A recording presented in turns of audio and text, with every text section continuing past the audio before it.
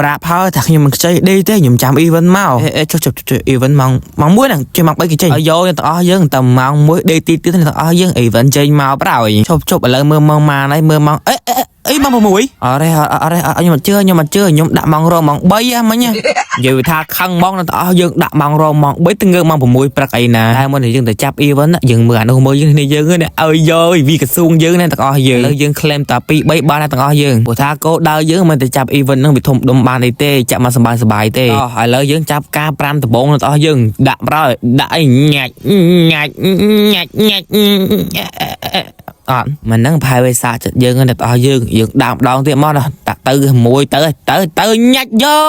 កជួយមកមិនច្រឡំស្រីអ្នកទាំងអស់យើងទៅស្រីទៅវាភ័យវាច្រឡំចូលឯផ្សេង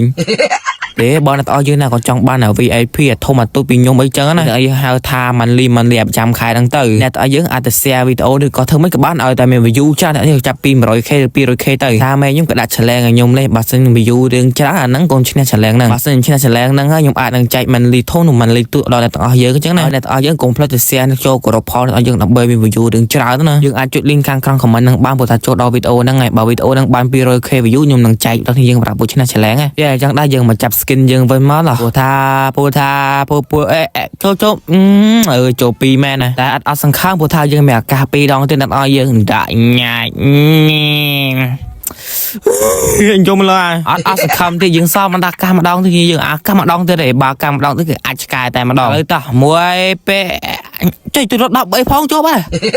បាទអញ្ចឹងមានន័យថា skin ហ្នឹងយើងគ្មានបានទេអញ្ចឹងមានន័យថាការខំប្រឹងដេកឲ្យពួនយើងឲ្យប្រយោជន៍ឲ្យសំខាន់ដាក់ម៉ោងរម៉ោង3ទៀតងាញ់ត្រង់ថាដេកបន្តិចហើយដាក់ម៉ោងរម៉ោង3ងើបមកម៉ោង6ព្រឹកម៉ោងអញខ្ពើមែនមើលទៅវារៀងកំសត់ដែរខំដាក់ខ្ញុំដល់បញ្ចប់ event មុនគេអញ្ចឹងណាអាព្រីភ្លើវាមើលកូនតម្លៃយើងទេហើយវាឲ្យចាប់យើងទេឲ្យទៅធ្វើផ្សេង